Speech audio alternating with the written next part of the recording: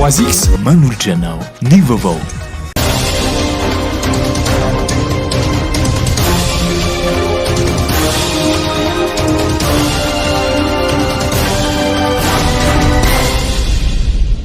Manatitra ny arabandray tompokilasy topokovavy ary faly manasanao ampanajana anaraka ny fotoana ny fampalalam-baovao eto amin'ny fahitalavitra MATV. Lalatotosa fitsidihana ny kianjan'ny Bareny Mahamasina Androany sy ny filoham-pirenena Andry Rajoelina ny jery fotony sy ny asa fanavaozana. Ankoatra ny fandraisany lalao dia afaka mandray lanonana goavana toy ny fankalazana ny fetim-pirenena 20 Jona ihany koa ny kianjan'ny Bareny. Vola Ravavy Setsiry Rakotoarson. Efa eo am-pamaranana ny fanavaozana ho moderna ny kianja Barea eto Mahamasina. Manodidina ny 700 ny asa fanamboarana, ny gradin sy ny tribune no vita. Mitoy ny fametrahan'ireo seza, ny famefenan'ny kianja ary ny fanamboaran'ireo kianja sy ireo toeram-pivarotana. Efa vita kosa ny fametrahana ny tapis sintetika sy ny fiantsonan'ny fiara. Efa totosan'ny sabotsy lasa teo ny fandraisana ara-teknika niaraka tamin'ireo teknisiana samihafa mikasika ny lafin'ny rano sy jiro, ny climatisation, ny ventilation ary ny momba ny fiarovana amin'ny afo miampy ny caméra de surveillance. Raika ambin'ny folo andro mialohan'ny fety ny 20 Jona dia nanatanteraka fitsidihana ny kianjan'ny Bareny Mahamasina ny filoham-pirenena Andry Rajoelina.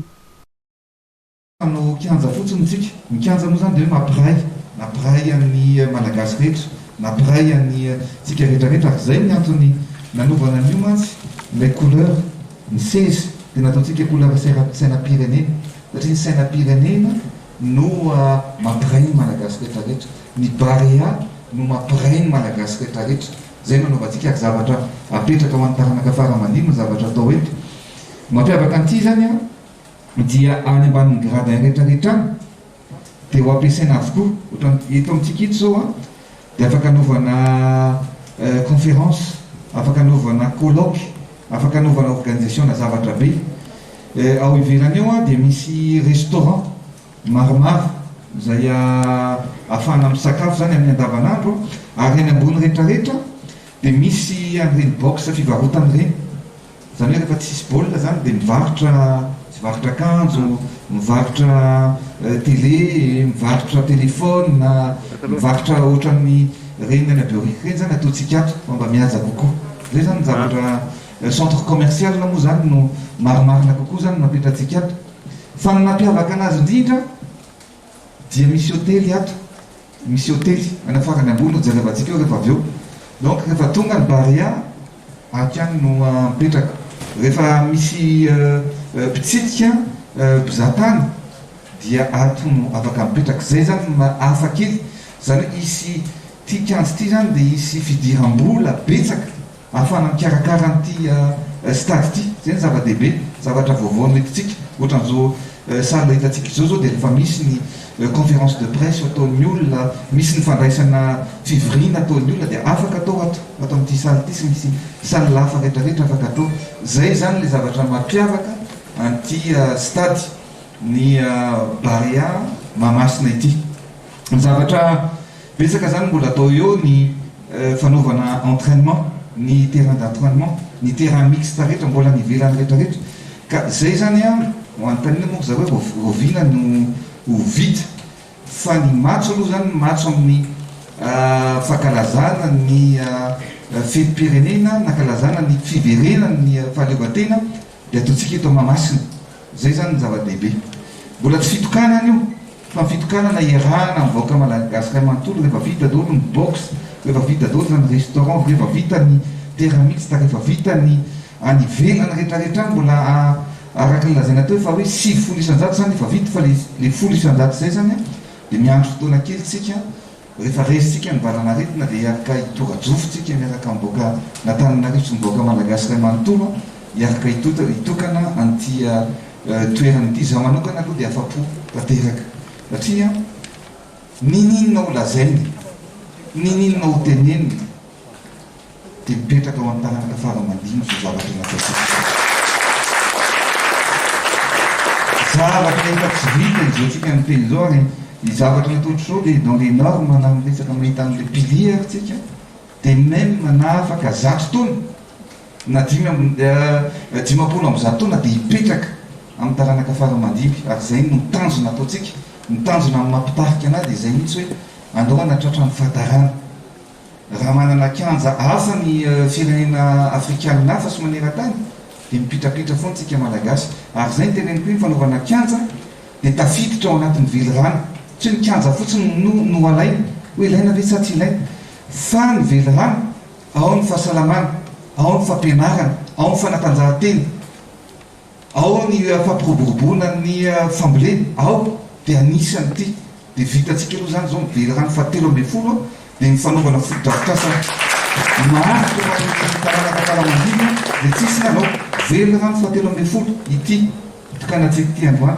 dia isaky nitokantsika dia totenentsika indray ty velirano fahafiry ty fahafiry fa efa maromaro any moa zay vitatsika la dia andoatsika ijery ny terrain sy ny écran zay ny écran ao 200 mètres carrés ny écran ray 20 mètres par 10 mètres de Newton dia anakifolo tsy zany intégré daholo ny sonorisation efa mipetraka tsisy hoe anao zavatra ato dia hibata sonorisation efa misy sonorisation ny écran géant efa misy io zany hoe efa intégré ato daholo zany ny zavatra rehetrarehetra atao anatin'ity stade ty jereva hatramin'ny incendie teo zay mantsy le rehefa mitenitsika hoe inona le manara-penitra zao zavatra hitatsika zao manara-penitra manaraka norme internationale tsisy hoe zavatra dino fa nyresaka norme incendie dia efa mipetraka eo hoe ny raha sanatria zany ka misy may dia efa misy réserve ana rano fa misy réserve ana rano PDB koa mba ahafahana miatrika an'izany raha sanatria ka misy zany zavatra rehetrarehetra zany inona ny norme internationale le nijerevantsika tao ny caméra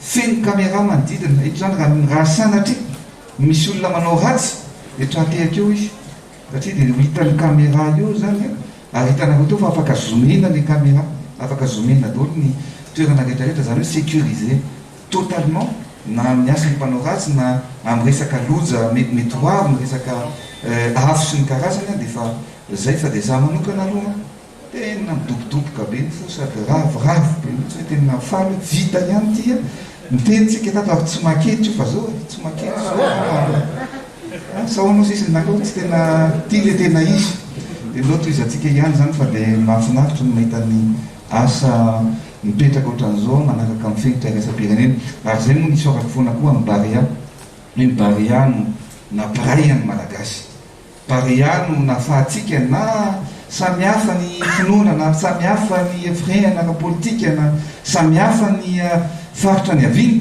dia niprouventsika hoe malagasy ray ihany Madagasikara ray ihany ny Barea dia ny malagasy ray manontolo ary ny kianja ny Barea dia atsika rehetrarehetra tsy any filova atsika rehetrarehetra ny kianja Barea Mahamasina izay afaka mandray olona 7,700 ary ankoatra ny fandraisan'ny lalao dia afaka mandray lanonana goavana toy ny fankalazana ny fetim-pirenena ny 9 jona raha tsy hivina ny tantara dia teo amin'ny kianja Beny Mahamasina no nanambarana ny fahaleovantenan'i Madagasikara ny 9 jona 1990. Omaly kosa no niatrika ireo solombavam-bahoaka nanao ny tatitra ny asa vitany sy atao anatin'izay roa taona ny tantanana ny ministera ny tanora sy ny fanatanjahantena izay ny minisitra Andriamatoa Tinka Roberto fanadihadiana Norbert Rakotomalala. Taorian'ny fiaonam-be voalohany nataon'ny ministra afrikanina ho an'ny fanatanterahana ny plan d'action de Kazana ny PAC manerana ny Afrika. Ny 12 septambra 2024 dia voafidy ho tompon-dakan'ny fampiarana ny éducation physique de qualité eto Afrika ny Flo Andra Joel.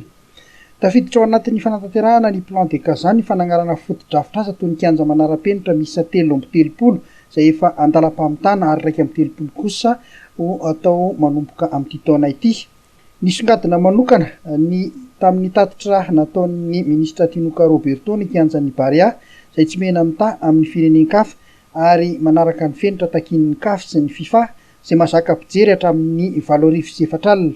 Ny kianjan'ny Barika 5 dia mazaka pijery 4,100 alina ary ny kianjan'ny Antsiranana izay andalam-pahavitana kosa dia mazaka pijery hatramin'ny 4,000. Ny kianja Morondava mazaka pijery 4,000 ary ny Osambava mazaka pijery 2,000. Ohatr'izay dia misy ihany koa ny kianja mitafo misy 5,000 izay mazaka pijery 1,000 manerana ny distrika sy ny faritra toa ny Antala, Antsohi, Mandritsara, Maintirano, Manakara, Farafangana, Sakara, Ampania, Ambovombe, Taolanaro. Fanampin'izany ny fanamboarana ny kianja mitafo misy 3 mahazaka hatramin'ny 4,000 olona. Isan'ny nahazo tombony tamin'izany ny faritra Toamasina ary efa matomboka ny asa ny eo mahajanga azy toly ary kosa efa andalam-pahavitana eo ihany koa ny kianja manara-penitra sintetika mahazaka ampijery arivo izay misy 30 ary efa andalam-pahavitana misitraka izany ny distrika ny Tsiromandidy Tolonary Iosy ary Betaf raha fitinina dia ireo zava-dehibe nisongadina nandritra ny tatitsy ny minisitry ny tanora sy ny fanatanjahantena nanoloana n'ireo solombavam-bahoaka omaly. Mbola tsy tonga eny anivon'ny antemera-pirenena kosa amin'izao fotoan'izao ny volavolan-dalàna mikasika ny teti-bolam-panjakana na sipantsiana 2024 telopolo andro ao arininy nandraisany antemera ny volavolan-dalàna nefa no andaniny izany raha ny lalàna Manankely mitondra fanamariana mikasika izany indrindra ny député Tima voafito amin'ny boriboritany fahadimy vola ravoavy sy Tsiry Rakotoarson. Anisany andrasana ao anatin'ny fivoriana rahampitona voalohan'ny antemera rotonta izay mandeha amin'izao fotoan'izao ny fandaniana ny volavolan-dalàna momba ny teti-bolam-panjakana sy pantsiana 2024 telo andro aoriny anandraisan'ny antemera ny volavolan-dalàna no andaniny izany raha ny lalàna Manankely hatreto nefa tsy mbola eo ampelantanan'ireo solombavam-bahoaka io volavolan-dalàna io araka ny ambaran'ny solombavam-bahoaka Tima voafito amin'ny boriboritany fahadimy. Asana eo ampelantanany zareo niveau Bromar zany projet de loi momba ny lalàna ny feno teti-bola sy pantsiana zay fa hatreto aloha raha fahalalako azy dia mbola tsy misy ao. Ny 30 andro tsy fantatra intsony hoe ovina ny daty nametrahana azy satria zay ny voalaza amin'ny lalàna hoe 30 andro aorina ny nametrahana azy teo anivon'ny antemera-pirenena no tsy maintsy diniany zany nalaniana dia araka ny teniko mbola baraingo zany am'izao tsika miteny zao raha ny fahalalako azy efa dily zany ka rehefa idily zany dia ohatrany hoe efa nandinika izay ohatrany efa hoe namanina ndraiky ny antemera-pirenena dia mandeha fotsiny sanatria ohatran'le tsy fiteny hoe ohatran'le zavatra marary dia mandeha any amin'ny senala izy anany amin'ny antemera-dolona dia vita zay le hoe tsy fahamatorana mihitsy ao anatin'le fomba fiasan'izao fitondram-panjakana zao. Raha tsefina dia ny firakevitry ny minisitra ny alarobia jona lasa teo ny nankatoavana ny volavolan-dalàna amin'ny feny teti-bolam-panjakana 2024. Raha tsefina kosa dia nodotsaina tany Fort Dauphin ny herinandro lasa teo ny fikoanandoha lehibe ifotony ho fanatanterahana ny vina fampandrosoana ho an'ny faritra atsimo nitondra ny heviny mikasika izany indrindra maître Willy Razavinjatovo vola ravoavy sy Tsiry Rakotoarson. Maniry ny avitan'ireo tetikasa nambaran'ny filoham-pirenena fa ho tanterahana ny atsimony Nosy maître Willy Razavinjatovo sangy manaso mijanona ho fampanantenana fotsiny ireny ary nitondra tsikera ihany koa izy mikasika ny tetikasa sasany toy ny fanamboarana ny lalam-pirenena 10 sy 17 nambaran'ny filoham-pirenena Andry Rajoelina. Tatsimon'ny tenako zany mahazanaky fitiliaran'ny tenako ny vavahako sy mba tiako indrindra mba ho taterany mba ho tateraka mba ho vitany atsaka sy andavany zavatra resahany. Ina mahatonga nahitena izany satria efa tady oleo matahotra tompoko satria betsaka loatra ny zavatra nampanentenany présidentsika io hatraminy mbola tsy président izy dia fanampanantena atsika zavatra be dia be. Nandray fitondrana izy vomaika natao be dia be mihitsy le fampanantenana hatramin'izao naneo ny eo tsy vita tsy misy fanatanterahana nampanantenanao ndray président asosoka ihany ray ny vaovao am'izao fotoan'izao eny tsy vaovao fotsiny le izy fa ny teo aloha ihany mbola averimberina ao da verina vahoana ihany ary ty malagasy ty satria raha niteny io tamin'ny fotoana andro ty hoe nanao inauguration tany a Beloha le pipeline nataony irajanonam-pianina igny dia nilazany hoe ataoko ty RN13 ty nomboako ty RN13 ty lazana tamin'ny 2020 ataoko ty RN13 ty atatra hoe ny RN13 zany RN13 dia manomboka avy ao Fort Dauphin hatrany Iosy zay natao RN13 fa RN13 ny président république atsika amin'izao fotoan'izao Fort Dauphin Atrambovombe non fandebireby ohatran'izany toy izy fa tsy hoe amboarinao raha ho vita encore raha ho vitany Ambovombe sy Fort Dauphin tsy zay no RN13 fa hatrany Iosy ary azo ataonao imo zany lazaina vo andrany voro sy Ampany ndray Ampany de mbola misy any beloha misy any tsiombe misy ny ambovombe any ary fofort dauphin izay no atao hoe rendisy andriamatao président izaho miresaka aminao zao a de tena manatena mihitsy raha azo atao ary mivavaka aonao atateraka an'izany zavatra ataonao any atsimo zany a de tiako loatra zany zavatra zany tiako zany ka milo fosy ianao tsy fantatra zay ataonareo ao fa miandry fotsiny zay satria izay ny fampanentana ataonao fa raha ohatra kosa ny tena manina am'izao fotoana zao a ary nous sommes 2021 2023 tapitra mandat ka tsiloviko oatra de 2023 za mino fa tsy tsiloviko oatra zao le 2023 de moa za hoe tsy ho vita raha abiaby zao tsy zavatra ho vita aizana vitana zany 2023 fa de resaka hoe alefa fotsiny zavatra ary tsy zay ndray no entina miverina ndray propagande manaraka raha mbola hiditra latsaky ianao hoe hanaovako réalité nareo a hanaovako maître Willy Razavonjatovo izay miantso ihany koa ny tokony mba hienoany ny mpitondra ny feon'ny mpanohitra nisongatin'ireo nandritra ny varandresaka tamin'ny mpanao gazety no tanterahany maître Willy Razavonjatovo ny maraina teo teny akato fotsy. Marary misy roa indray no laviny Covid-19 omaly 12 ireo tranga vaovao tao anatin'ny fitiliana misy 17 sy 10 15 ireo sitrana somatsara ary 7 ireo tranga ahitana fahasarotana ary avetrany indray ny tatitra avy amin'ny ministera ny fahasalamam-bahoaka mikasika indrindra ny fivoarany valanaretsina Covid-19 eto Madagasikara. Isan'ny tranga vaovao 12, isan'ireo sitrana 10, nodimandry 2, fitiliana natao 17 sy 10. 7 kosa no isan'ireo tranga misy fahasarotana na forme grave ho antatiny 14 jona 2020 sy 2020. Raha tambatra ireo antotanisa voaraina nomboka ny 13 marsa 20 sy 2020 hatramin'ny 14 jona 2020 sy 2020. Isan'ireo efa nitondra ny tsimikaretina 9 sy 700 sy 1000 sy 4 alina. Isan'ireo sitrana 7 sy 300 sy 1000 sy 4 alina.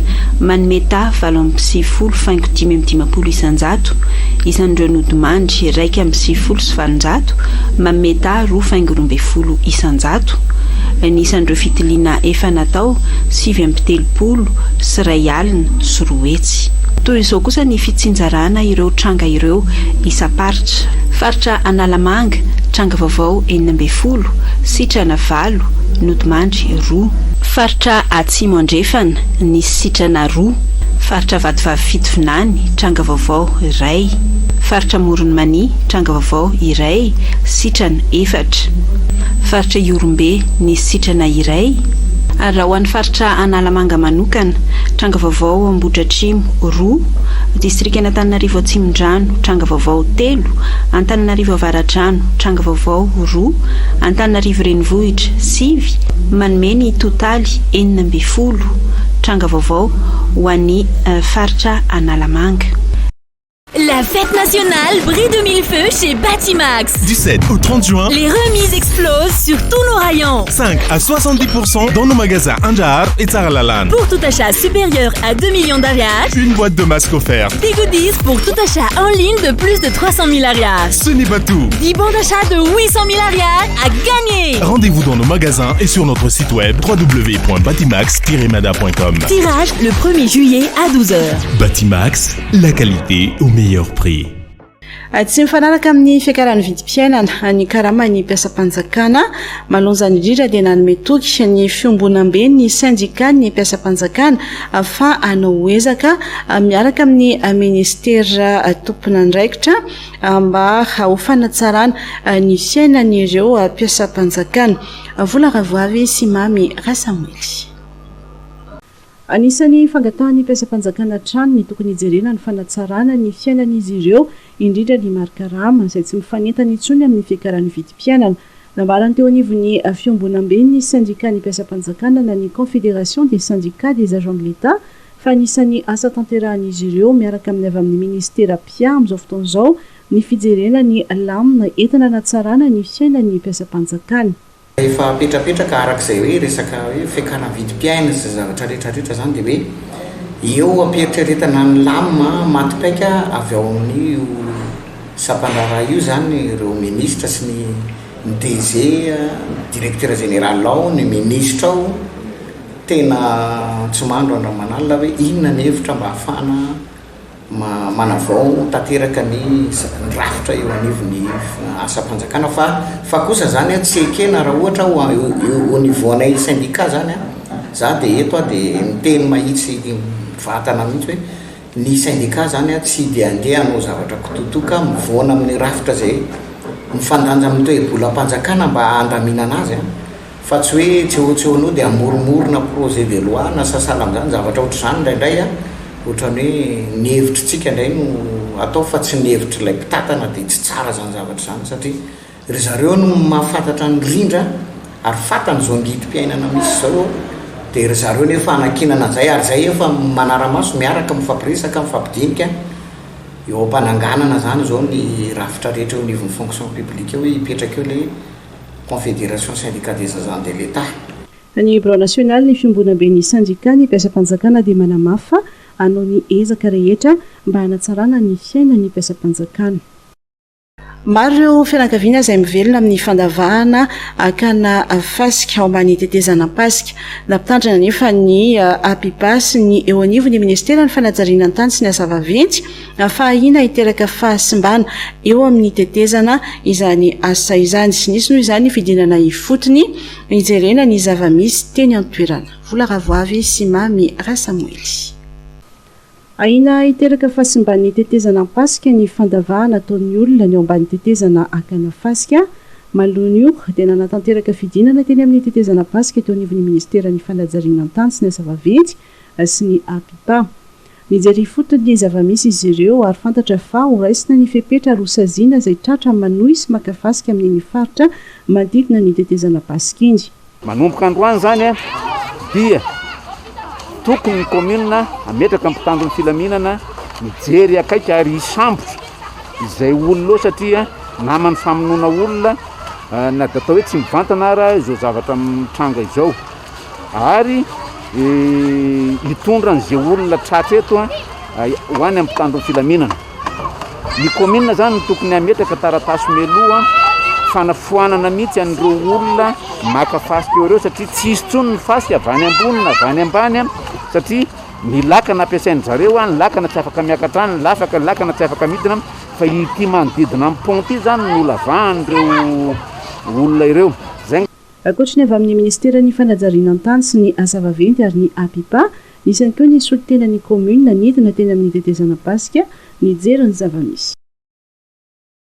Naritra ora efatra be izao kosa ny fiona-ny Jirama ireo fikambanana mpiaro ny zony mpanjifa izay natao omaly noresana tamin'izany ny momba ireo tetikasa ny firafitry ny vidin'ny jiro sy rano ary ny toe-bola ny orinasa ny teo tamin'ny fifanaovan-tsony fifanarahana amin'ny eo fiara-miasa ny rotonto zany dia ny Jirama sy ny fikambanana mpiaro ny zony mpanjifa ahitana ny FIMPA, VOMZEDEM, MCI, SCAE, PC, ny FIZOMPAM, Confédération Caraduka kosa dia mbola isy fionana manokana miaraka amin'ny orinasa tsy ho ela. Ny mpanjifa tokoa no fototra sy ivon'ireo asan'ny Jirama ka napetraka noho izany fifanarahana ho amin'ny fiara-miasa akaiky eo amin'ny rotonta. Fa nanatotosa fitokonana androany ireo mpianatra amin'ny Universitény Toliary malona ny vaovao ny paritaka tamin'ny tambazotra tserasera mikasika ny nafaty an'ilay tovolahy kely antsoina hoe Rambola Mendrika na sandratra valimbavaka dia nitondra fanazavana ny eo anivon'ny etat-major ny tafika manasanao indray hanaraka n'ireo vaovao tapatapaty. Nanatotosa fitokonana androany ireo mpianatra amin'ny Universitény Toliary anisan'ny hitakin'izy ireo amin'izany ny famoahana vatsim-pianarana 5 volana. Famaraina dia nitangorona ireo mpianatra ary nidina tanàna mihitsy nanampoka grenady mandata-dranomaso ireo mpitandro ny filaminana nanapartahany ireo mpitokony mitoraka vady sy mitifitra pilotra kosa ireo mpianatra mafy ny fifandonana tamin'izany ka nisy naratra misy ihany koa ny fisamborana mpianatra ny tokony.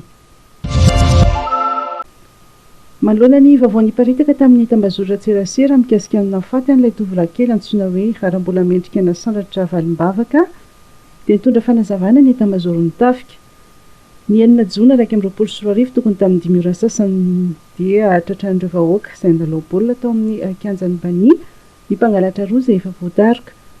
Rehefa naheno izay ny miaramila dia nandray andraikitra ary nanapa-kevitra fa hitondra azy ireo eny amin'ny poste avancé ny zandary afaka fotoana vitsivitsy tokony tamin'ny 7 ora sasany anefa dia nisy nampandrefa ny olona lavo eo akaiky ny EPP base tonga teny atoerana ny miaramila ka olona tsy mahatsiaro tena no hita teo ary avy hatrany dia nitondra ity zazalahy antsoina hoe raha mbola mendrika na sandratra valim-bavaka ity teny amin'ny toeram-pitsaboana agera urgence rehefa nahita ny ratra nahazo azy. Nefa mandeha ny fanadihadiana momba ity trangam-piarahamonina ity amin'izao fotoan'izao. Lehilahy iray anotratra ambony dioby nanao sito mahery tetsy namontana Androany vao mangiran-dratsy. Tovovavy iray namonjy tsena maraina noho ny ropainy sy ilay namany ka lasan'izy ireo tamin'izany ny finday. Ny antsovonjeo moa lehilahy sibatra nianjeny fokon'olona ireo olon-dratsy ka ny iray no tratra ary niara-ny vonjy sy ny dariko avy hatrany. Adandray taty-aoriana mbola tsy tonga ihany ny polisy fa raha ny teny laza ireo olona fa aleo aterina ny amin'ny vokotany. Feno 20 taona Androany 10 jona 2024 no nananganany ireo vondro tafika voalohany tao amin'ny tafika malagasy. Ny 1 RIAM na régiment interarme malagasy na régiment tahira sampiadina malagasy izay nitompo teto Antananarivo ary ny 2 RIAM atao fianaran-tsoa vondro tafika voalohany sy nandrafitra ny tafika Antanety hanapakapaka ary Andranomasina. Momba alatra misa 2027 no tafaverina amin'ny tompony basenina 12 no sarona ary dahalo misa 30 no voasambotra. Io ny vokatry ny hetsika diovy izay no tanterahany mpitandro filaminana tany amin'ireo tanàna manodidina ny commune Iaboazy sy Etrotrika. Hetsika izay baiko avy amin'ny ministry ny fiarovam-pirenena ny jeneraly Rakotonirina Richard. Raha ny tombanezaka nataon'ny OMC dia hita fa tsara ny vokatra azo tao aorian'ny hetsika.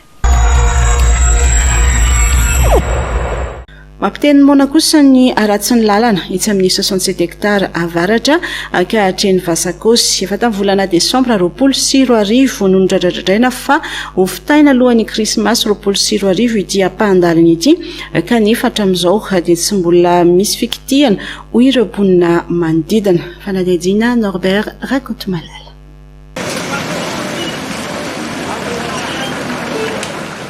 Raha vao mirotsaka kely fotsiny ny orana dia toy izao ny zava-misy eto amin'ny ampandalana mampitohy ny 67 hektara avaratra amin'ny Vasakosy.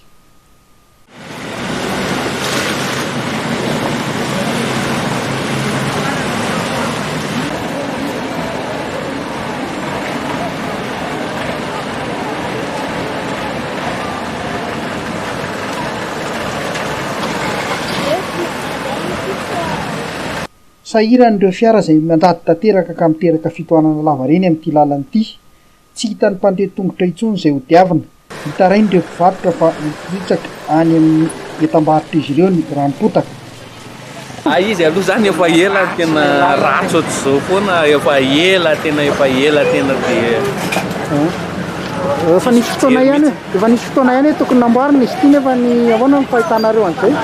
Varina amin'ny eritseritra izy fa tsy hoe manatanteraka tsy tanterahana le izy fa teny mandalo fotsiny fanamboarana an'le izy ary mampatonga an'le mpanendaka eto tanàna mihitsy io lalana ratsy io satria tsy maintsy mijanona ny tomobile rehefa mandalo eto dia tampo mpanendaka akavola ao anaty tomobile. Izay ny tena problème an'ity fa mba veteso mafy tsara izay tokony hanamboatra an'ity amboarina aingana le lalana dia mba milamina ny tanàna tsy hoe le atao madinika akory ny rasina salan'izany fa le fanatanterahana an'le asa mandraraha mihitsy zany no tsy tafo dia izay mahatonga an'le disadisa ety an-tanàna. Ny ateraky moa zany reo embouteillage fahasimban'ireo tomobilin'olo ireo tapaka ny resoro manao izao mivatana tomobile zany zao izy daholo zany. Efa tamin'ny volana Desambra 2024 no ndradradraina fa hofitaina alohan'ny Krismasy 2024 ity ampahandalana ity kanefa hatramin'izao tsy misy fikopihana ireo mponina manodidina. Araka izany dia manao antsoava amin'ireo tompona andraikitra ireo voakasika mivantana amin'ity lalana ity ny hijerena ny fanamboarana azy. Vatiko amin'ny lafiny fampianarana sy fanabeazana kosa indray isika raha androany no niatrika ny fanadinana andrana karakaray ny farim-piadidy mpampianarana ireo avy amin'ny sekolim-panjakana teto Antananarivo dia maro amin'ireo sekoly tsy miankina no anatanteraka izany raha ampitso ho an'ny sekoly katolika dia androany ihany koa izy ireo no nanatanteraka ny CEPE katolika. Jamimara Daniel sy Thierry Rakotoarson. Efa ao anatin'ny fiomanana tanteraka amin'ny hatrehana ny fanadinam-panjakana voalohany dia ny fanadinana CEPE avokoa ireo sekoly sy mpianatra ary ny mpampianatra rehetra. Raha androany no nanatanteraka ny fanadinana andrana na ny CEPE Blanc karakarain'ny farim-piadidy mpampianarana Antananarivo renivohitra dia rapitso kosa ireo sekoly tsy miankina no anatanteraka izany. Efa tonga any amin'izy ireo kosa ny lazahadina izay avy amin'ireo Cisco entina anatanterahana izany. Ho an'ny CEPE manokana aloha dia misy fiaraha-miasa amin'ny ministera izay avy amin'ny alalan'ny ZAP sy ny Cisco izay isaorana amin'ny zareo be dia be ka ny examen blanc moa zany dia anankiroa ary ny sujet dia sujet tany amin'ny ZAP ny voalohany ZAP 5 moa zany misy anay ny faharoa ihany koa dia sujet izay au nivon'ny Cisco Tanaville fa miainga any amin'ny ZAP foana ny fangalanay an'ireo sujet ireo ka efa ny examen blanc voalohany efa vita efa elaela zay fa ny examen blanc faharoa no ataonay rapitso. Taorian'ny fiverenana an-tsekoly dia efa misy ny lama entin'ny sekoly amin'ny tanany fandaharam-pianarana.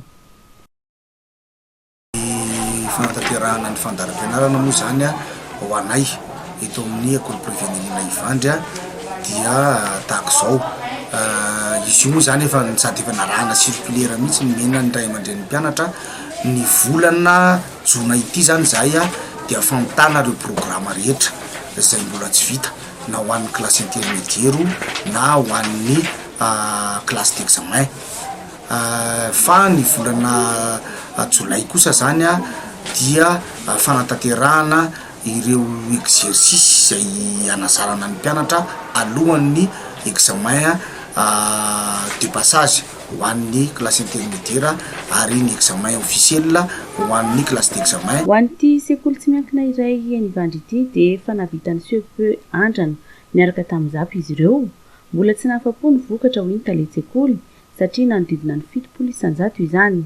Miezaka hatrany araka izany ireo mpampianatra mitondra vahaolana sy fanampiana an'ireo mpianatra entina anatsarana izany vokatra izany amin'ny fanadinana tena izy. Ho an'ny sekoly katolika kosa dia androany izy ireo no nanatanteraka ny fanadinana CEPE katolika. Tsy ahivina fa amin'ny fahaeniny volana jolay izao no hiatrika ny fanadinam-panjakana CEPE ireo mpianatra rehetra T5 manerana ny nosy. Nanomboka omaly kosa ny fanatanterahana ny adina ara-panatanjahantena ho an'ny farim-piadidy mpampianarana Antananarivo Avaradrano izay atao eny amin'ny ifam-panadinana Akamasoa. Tsy faran'izany raha tsy ny sabotsy ho avy izao fanadihadiana Jamimara Daniel sy Mami Rasamuely.